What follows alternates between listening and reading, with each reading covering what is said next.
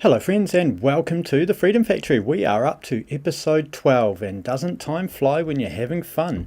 I am of course your host Adam Nuttall and joined in the studio by the producer Ace.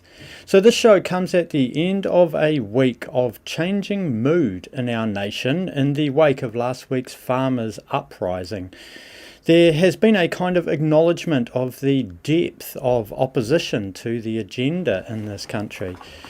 And we are seeing a normalising of dissent. Yesterday we saw large-scale protests around the world to mark World Freedom Day, and across the ditch our fellow Anzacs have come out in a spectacular show of force with some of the biggest protests in that nation's history. We had an event here in Christchurch at the Bridge of Remembrance, and although it was arranged in only a few days, we had over 200 people show up in what felt like a supportive atmosphere from the general public. We will have a look at events from the day, but first up we're going to have a bit of a history lesson and economics with the first of our look at money and how it works. And then we have a public service announcement for Christchurch residents from the New Zealand Police that brings back some memories for some of us. Then we look at an intro clip from the organisers of the worldwide event, then some coverage from around the world and a clip from Melbourne. And this week we will end the show with our coverage from the events here in Christchurch, where we had an excellent day. So let's get stuck in.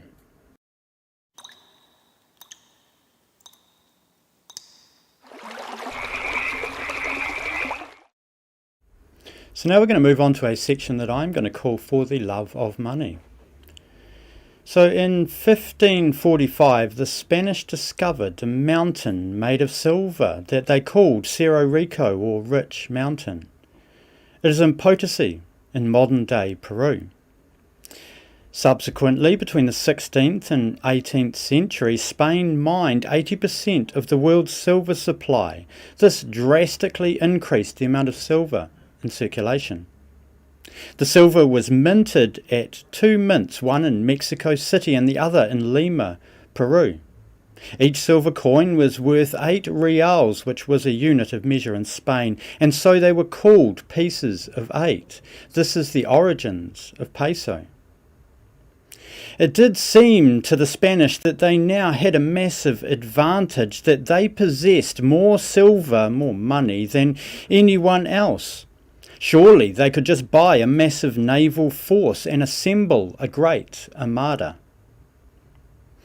Then they could invade England. It of course took some time to build such a mass of ships, and long before they were complete the effects of all the silver came to bear. The sudden influx of new currency being spent into circulation drove up the price of domestic goods. This in turn reduced the demand for exports and incentivised imports, leading to a trade deficit and an effective silver export to China, because China was the biggest exporter of manufactured goods at the time. Due to this rapid inflation, the Spanish, now mining as fast as the supply of indigenous lives would allow, found that they needed to borrow to meet their mounting obligations. In 1588, the Armada sailed and failed in spectacular style.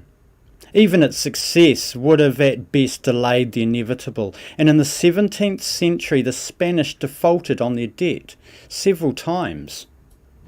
All the while they were producing more silver than anyone else. Now today we don't have silver coins, we have plastic notes, and these plastic notes are issued in relation to government bonds, in relation to government debt. It is quite literally a debt-based currency. But the vast majority of what we spend as currency is not in fact this plastic money, but rather bank credit. It is literally credit from a private business, like a gift voucher from the warehouse or might attend, but they don't have any stock. And we have taken to exchanging this credit as if it were money, but it is not. Under what is called the fractional reserve system, the privately owned banks that are members of the Reserve Bank can issue credit beyond the amount of other people's money that they actually have. The bank literally only has a fraction of the money in reserve. When you go into the bank and take out a loan, the bank invents 90% of the credit from nothing. Obviously, this increase in the amount of credit in existence, and this is where inflation comes from. Now, when you make a payment on your loan, the bank takes the interest and then disappears the principal.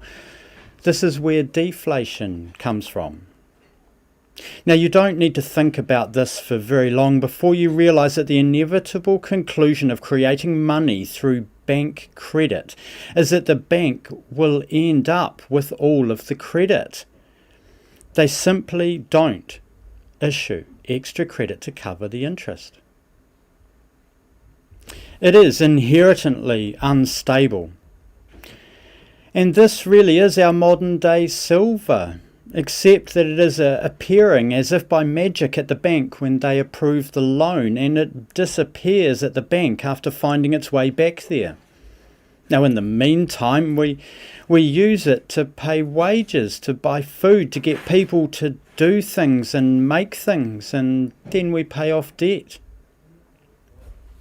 And this really is the thing. It is how many times it is used to conduct commerce before it disappears at the bank. Now, these times get less and less as more credit is issued, more debt is issued. The net result of all this criminal insanity is that the same for the Spanish. That is not that there is more silver chasing the same amount of goods, but rather that there is more silver chasing less goods. Now, this is because all the energy that has gone into mining more silver, all of the energy that has gone into making luxury products for those close to the source. It's not going into producing products and providing services for the people. A quote from the time is that everything is expensive in Spain except silver. And it kind of reminds me of low interest rates and high house prices and the trade deficit with China bleeding all the money east. It is interesting to note that the Chinese economy ultimately suffered from the inflation distortion itself when it diverted huge productive resources into mandating the production of silk to chase the increase in silver and, of course, crashed the price of silk. And I will leave you with this thought. If money was worth anything, then we wouldn't spend it. We would build big piles and swim in it like Scrooge McDuck. But we don't. We use it to buy things. We use it to buy people's productive efforts, because that is what is valuable.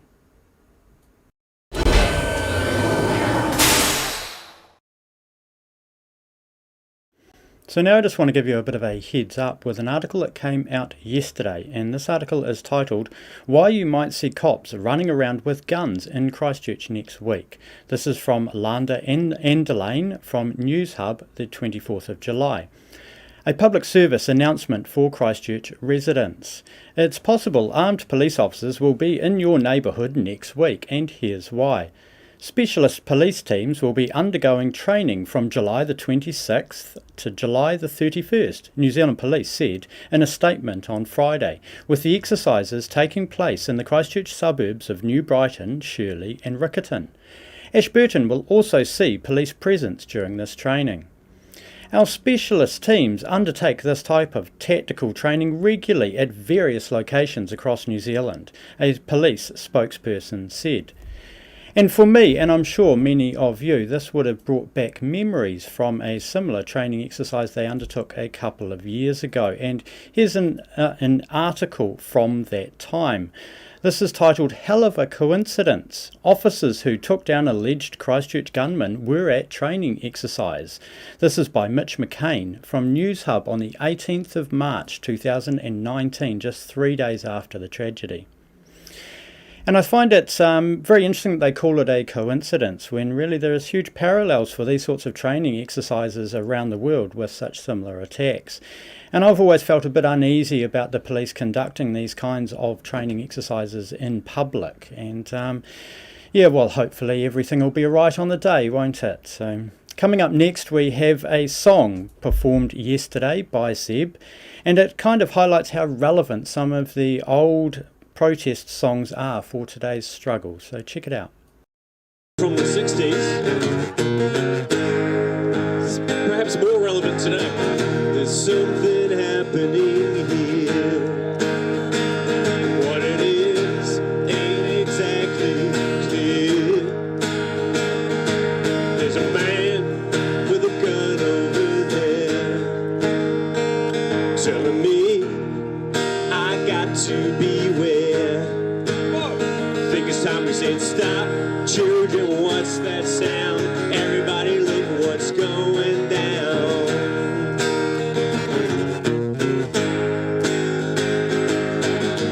There's better lines being drawn. Nobody's right if everybody's wrong. Young people speaking their mind,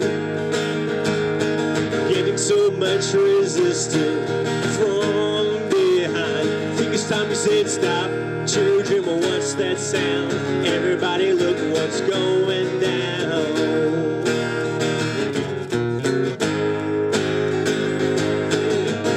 Well, paranoia strikes deep into your life. It will creep. It starts when you're always afraid to step out of the line, 'cause that man will come and take you away. Think it's time we said stop. Children, what's that sound? Everybody look what's going down. Stop. Hey, what's that sound? Everybody look what's going down. Stop. Children, what's that sound? Everybody look what's going down. What's going down? Yeah, what's going down? Yeah. Tell me just exactly what's going down. Alright, what's going down? Thank you. So now we're going to move on to our coverage of the Worldwide Rally for Freedom. So the Worldwide Rally for Freedom is an internationally syndicated community protest event dedicated to emboldening citizens to push back against coronavirus-related restrictions in their countries.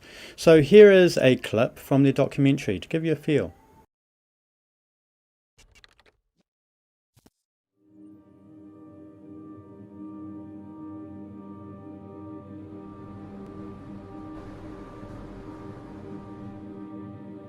On March the 20th, 2021, exactly 1 year after governments around the world introduced unparalleled restrictions on the lives of their citizens, a worldwide rally for freedom was held.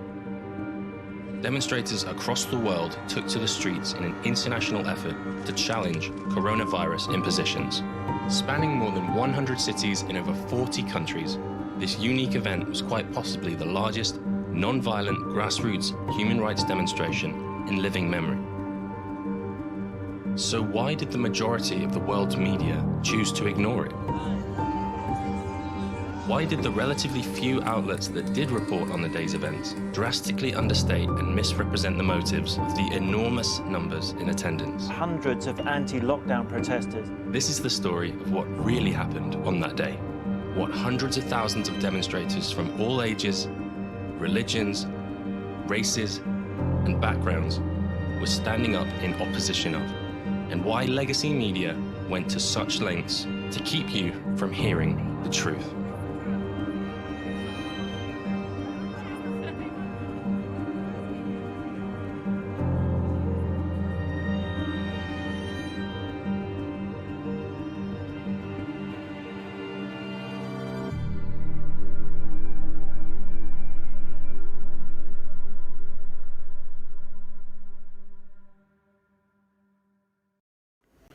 So when this event was first held on March the 20th, we had a good turnout here in Christchurch, and I live streamed the whole thing. So if you want to look at that, there is a link in the description. The event was held again yesterday, and here is some footage from around the world.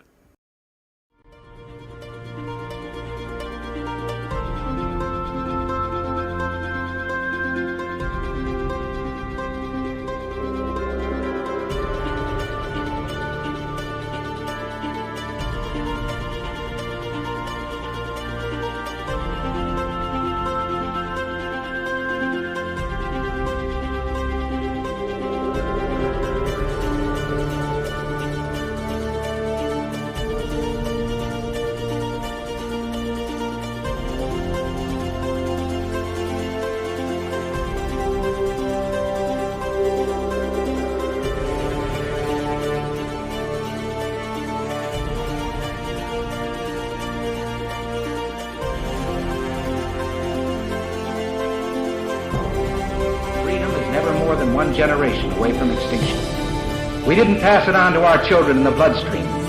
The only way they can inherit the freedom we have known is if we fight for it, protect it, defend it, and then hand it to them with the well-taught lessons of how they in their lifetime must do the same.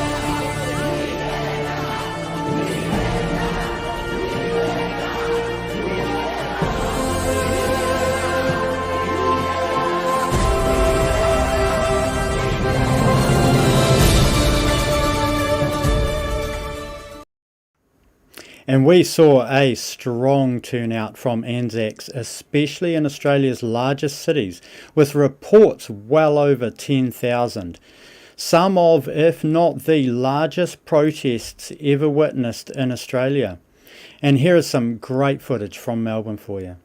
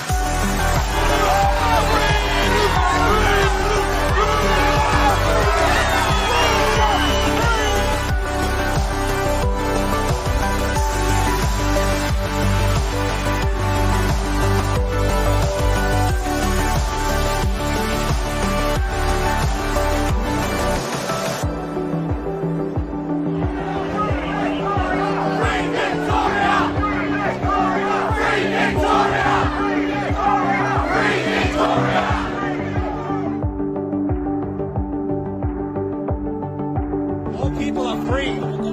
We are all free. We are born free. And no amount of laws, no amount of directions, no amount of coercion from the government, from the police, should deny your civil liberties and your civil rights to speak up, to stand up for the things you believe in. This is our right. This is our right, people. And what you are witnessing right now in Melbourne is democracy in action.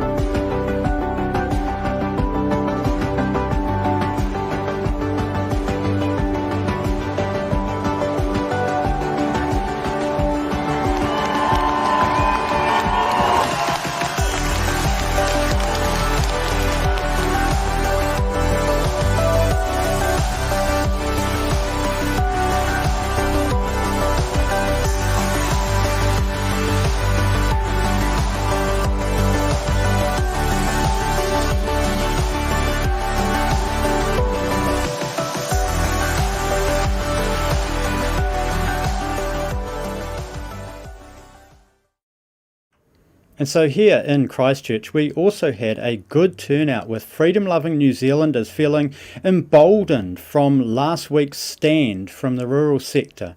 Now, I've put together a video report for you all with footage and some interviews from what was a very positive event here in Christchurch.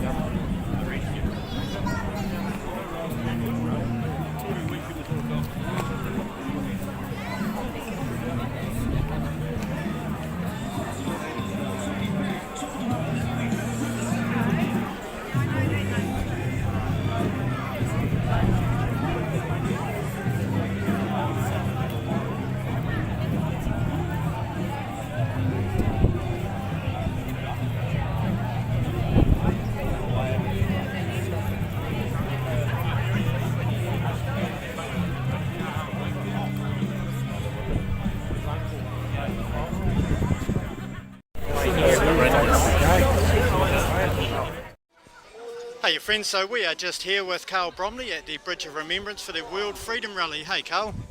Yeah, g'day Adam, how are you mate? Yeah, good, thanks for the interview. Oh, welcome, thank you very much. So we've certainly got really nice conditions here today, haven't we? Beautiful Canterbury, fresh Canterbury winter's morning. And what do you think of this turnout? Oh, absolutely brilliant. Obviously a reflection of the reality that a lot of Kiwis are now starting to wake up and realising that the noose of bonds is just tightening around our freedoms as a nation and as a world on a global Freedom Rally Day. And people have really been emboldened by the farmers last week, haven't they? Absolutely, the backbone of the country. And the farmers get riled. I mean, they're pretty gentle, easygoing people. So when farmers get riled, you know the message is getting through. Yeah, that's right. It does take longer for real people to get wound up, doesn't it? Absolutely, mate. They tend to have their emotions more regulated and easygoing and very generous-hearted people. So, yeah, I think the sleeping giant's starting to wake. Yeah, that's right. Real people rising. Well, great to speak to you today, Carl. So you're going to give us a wee speech later on, aren't you? Yeah, something like that. I'm going to see what comes out of my mouth, but going to give it a go. Excellent, mate. Well, thanks for that. We'll look forward to it, eh? Cheers. Thanks, Adam.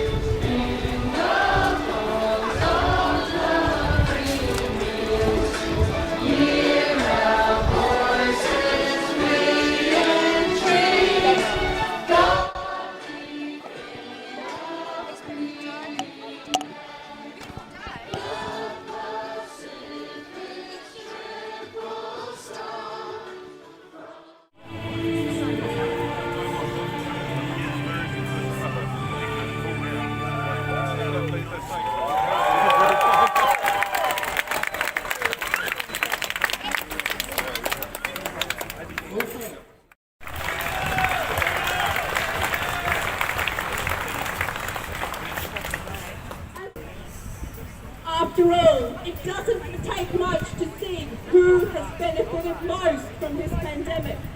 It was not any of us plebs. The current war, it seems, is on the world as we knew it. Yes. We are not allowed, it seems, to ever go back to normal. So, hey friends, we're here with Heidi. Hey Heidi, Hi. great to speak. Hi, great. Yeah, thank you. Yeah, it was really good to see everybody turning out, and we had a much bigger turnout this time, so that's encouraging. And I just think more and more people are waking up, it seems. So yeah, it's reassuring. Yeah, and it was quite quickly organised today, really, wasn't it? It was quite impromptu. Even though the worldwide demonstration, obviously, you know, they've been holding these things for all this year on and off. But New Zealand is obviously the last to sort of realise that, you know, around the world people are coming out in their millions to proclaim their freedoms and to take their countries back. Yeah, that's right, take their countries back, like we are too. And we really had the feeling today that as a consequences of the farmers last week, it's kind of legitimised it really, hasn't it? It really has. I think, you know, rural New Zealand is always been the backbone of our country, and it was so heartening. You know, I took part in the groundswell protest up in North Canterbury, and it was just so heartening. It was such a blessed moment to be part of that and to see that New Zealanders are realising what's happening, and they are wanting to take action now. I think once you wake the farmers up, you're not going to put them back to sleep. So I think it's time that our communities really needed to be working together, you know, town and country, to just hold this government to account and to ask those vital questions like, what are you actually doing to us? You know, that's right. And what gives you the right to do that, really, eh? Yeah. And Christchurch it's kind of a big rural town in lots of ways. It is the biggest centre in the South Island. Yeah. So there is actually a lot of country people in this city and a lot of economic relationships with the farming community, isn't there? Yeah, and I don't think there's anyone in New Zealand who doesn't at least have one family member who's living or working on a farm. So, the divide's not there, and whatever the media says, there isn't. I don't think there's a huge divide, and probably there's a few people in the cities who might have never stepped onto a farm and don't realise that what they eat comes from a farm. But I think they're far and few between. Yeah, that's right. Certainly these days, eh? Yeah. And so it was really a good turnout, and there was a great feel amongst the crowd, and we're really starting to see a few signs come along now as well, aren't we? Yeah, it was great to see people making placards and making signs and joining in, you know, rallying sort of the speakers and, you know, shouts of agreement and things like that. You know, it's so heartening. And to know that actually, you know, whatever's, you know, befalling us as a people, it's only going to strengthen us. And this is just a start. And I think that, you know, we have to realise that we are the majority. And the majority's voice needs to be heard, and the people's wishes need to be obeyed, actually, you know, because politicians and bureaucrats work for us, not the other way around, and we just need to turn that back.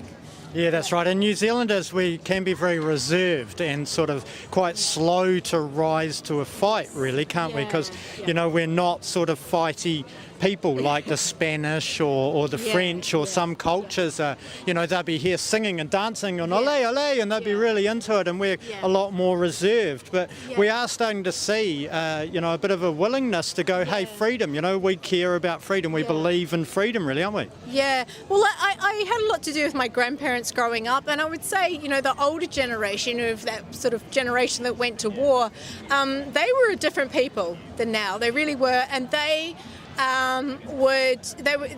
were community-based people. They lived, you know, in communities. Everyone knew each other in their streets. You know, everyone had a lot to say in each other's life. And I think we're probably going to see a return to that, really. And we need to, because those people wouldn't have taken anything lying down. They really wouldn't. Yeah, that's right. And, you know, if you think about it, really, really young men went to war. You know, people were forging their age to go to battle, and what for? You know, and it was because they wanted to protect the women and children of this country. And that's probably not very PC to say now, but, you know, men back then did. They wanted to protect their families. And we need to go back to that, and we need to go back to a society that actually gives a damn about, the children and about how we are as a community and how we're functioning. And we can't sort of give up all our freedoms and just expect people in the beehive to do everything for us. And to, we need to be accountable for our own lives. Yeah, that's right. The reality is they don't do anything for us, really, do they? But community kind of is the key, and I think we sort of saw that last week with the farmers mobilising, that it really was the fact that they have such intact communities in the rural sector compared to the rest of us, that they were able to mobilise like that, really, weren't they? Yeah, I do think it's that. It was weird because it wasn't like well publicised, the whole groundswell thing. I mean, it wasn't a few community papers, I did see it, but it really, it does show that those communities are intact, they are functioning communities, and they're just sick to death of what's going on.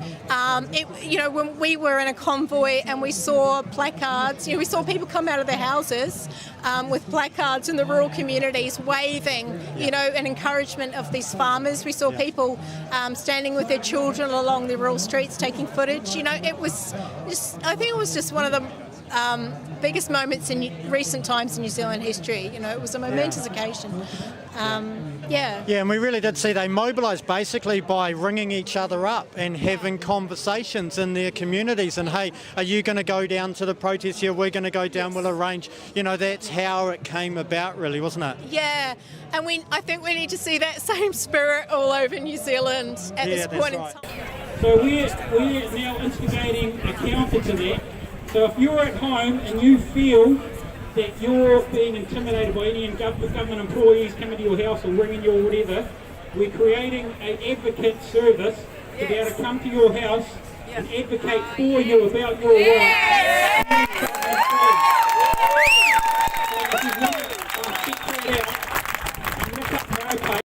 Everything I want to say, there isn't enough to finish to this, but look up World Ivermectin Day, which will be tonight, as I say. Ladies and gentlemen, thanks very much for listening.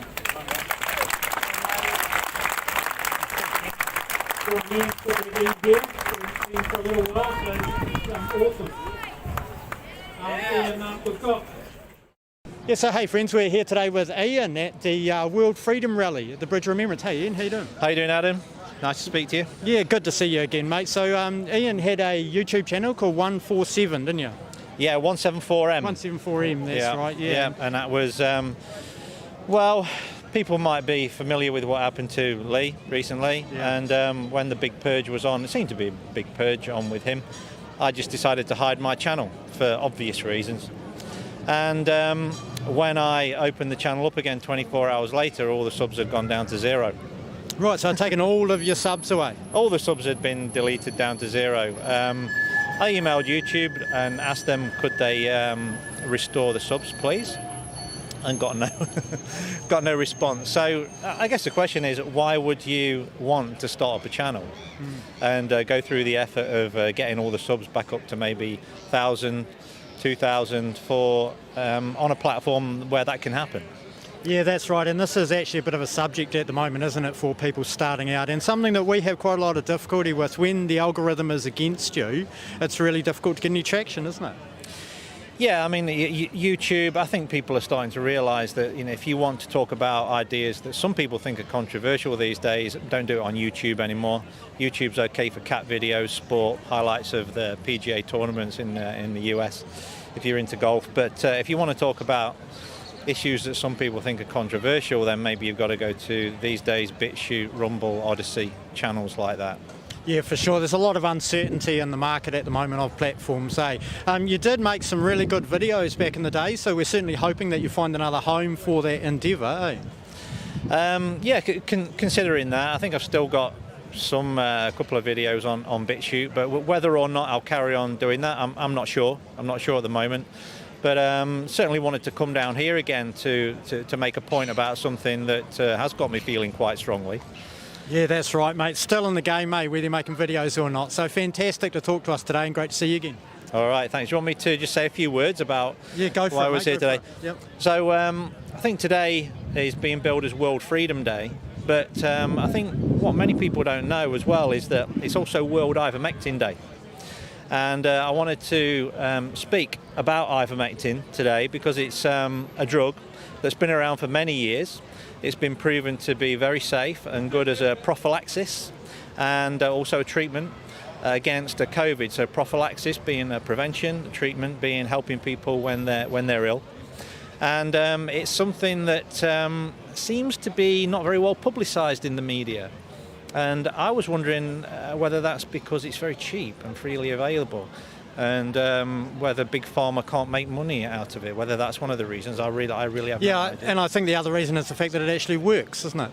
It does work, and it's been proven in many studies. There was a study done by the Mexican government, a very good one, where they gave people packs that when people were first found to be ill with COVID, they were given packs with ivermectin and without ivermectin, and the people with ivermectin were found to have benefited seriously from it. But also, I think there was a study done on African countries, and the African countries that have been using ivermectin have been shown to have less issues with COVID than African countries that don't use ivermectin so much.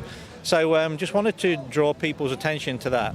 And someone who's done some excellent work bringing attention to ivermectin is someone called Brett Weinstein.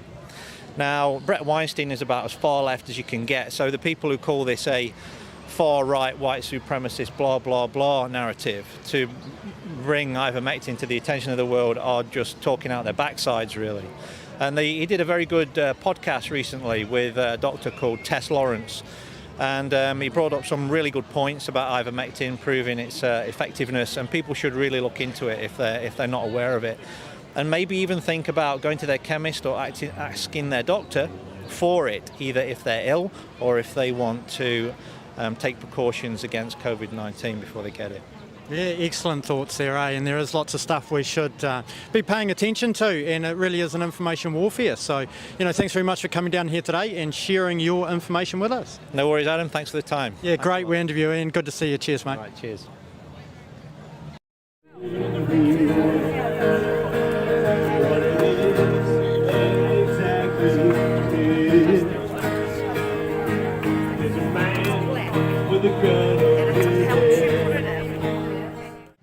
Hey friends, so we're here with Shelley Richardson. Hey Shelley, thanks for joining us. Hey Adam, it's a pleasure. It surely is. Yeah, so we've had quite a good turnout at this event today, and you've come down, you gave us a wee speech, so that was great. Thank you. Yeah, no, you're really welcome. Very good turnout actually, biggest turnout I've ever seen, and I'm sure that will only continue to grow. And there was a great feeling really amongst the crowd, wasn't there? What's your take on that? Yeah, there really was, and it was a very a mixed group of society from what I could tell. There was all age groups, all cultures, and yeah, it was good to see that. Yeah, it is really nice in the freedom movement. There's such diversity amongst people, and we really did see that today, didn't we? Yeah, well, there's diversity amongst people in general. I mean, people are diverse. And everybody loves their freedom. So, I think the freedom movement with diverse people is what is always going to happen. And I suppose that sometimes there are a number of people that just sort of hold back because they're sort of wondering and thinking that maybe these people that are coming out are troublemakers. But actually, these are people that are just going, I'm just questioning a few things, and I've just got some, things that don't add up. Yeah. And we really had the feeling today that it has changed since last week, really, hasn't it? Yeah, I wasn't able to make it last week, so I can't comment on that. But I think there was a really broad range of topics discussed and covered, and clearly they were all things that mattered to people because they stayed to the end, which was great. And it wasn't, while the sun was out, which was nice, it was just a bit on the chilly side. Yeah, it was a bit on the chilly side, but a beautiful day. And we did have quite a lot of passing by, people stopping, really, didn't we, and taking part? Yeah. Well, we're in the River Market, this end of the strip of Christchurch, so it's a very busy time, where people like to get out and have fun. And long may that always continue, because that's part of the freedom we enjoy, right? Yeah, so it's just socialising and hanging out with friends, and that's a healthy pursuit. It's a healthy behaviour. Yeah. And it was really well received by the passers-by today, really, wasn't it? Yeah, I think so. I think they saw it as being sort of quite a normal. I mean, sometimes you've got people that come along with different topics that might be singled out, when there's maybe a group of people just meeting to discuss one particular issue of the day. And others who don't associate with that might sort of go, oh, what's going on, and walk on. But I think that because there was such a broad cover of things that are concerning to most New Zealanders, or I would say many in one way or another, whichever way they see it, and so therefore they were interested to see what was the general opinion or what was being shared. Yeah, that's right. There was something for everybody, really, eh?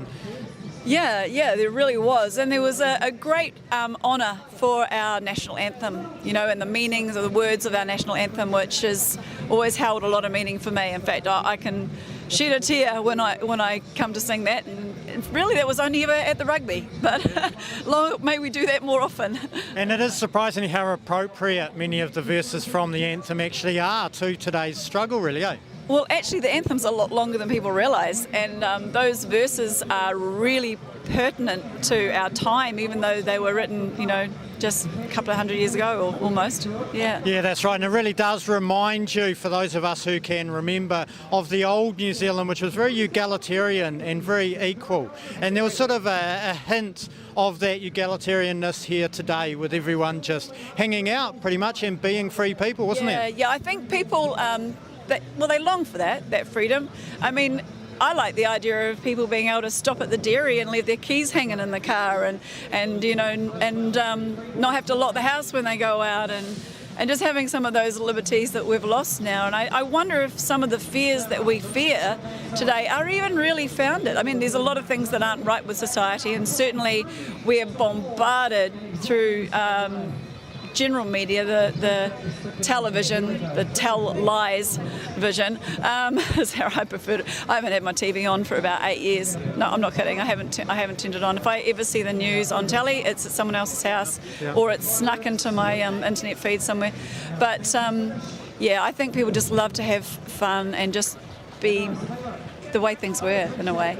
And this whole change in how things are doesn't make sense. And we're really seeing that come to bear at events like today, aren't we? So thanks very much for talking to us today, and it's been a fantastic event. It's been fantastic to have you here with us. Yeah, thanks so much, Adam, and thank you so much for all the work you do too. We all appreciate it so much. Thanks, Sally. That's very kind of you. It's okay, you're welcome. When I said to you it's complex, I want to make it really simple for you today. And I'm going to encourage you to look at it, because too often...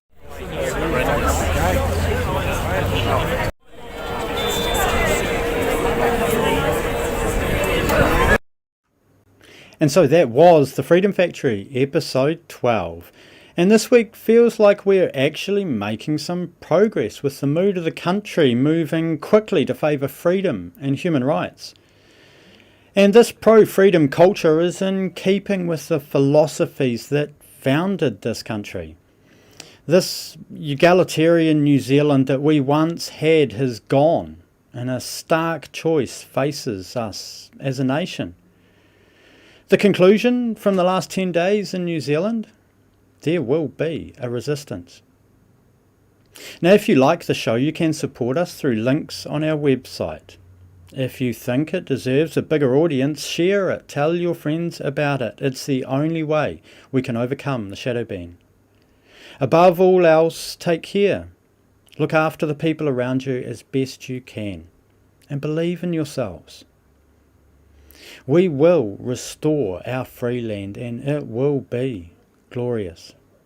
Good night.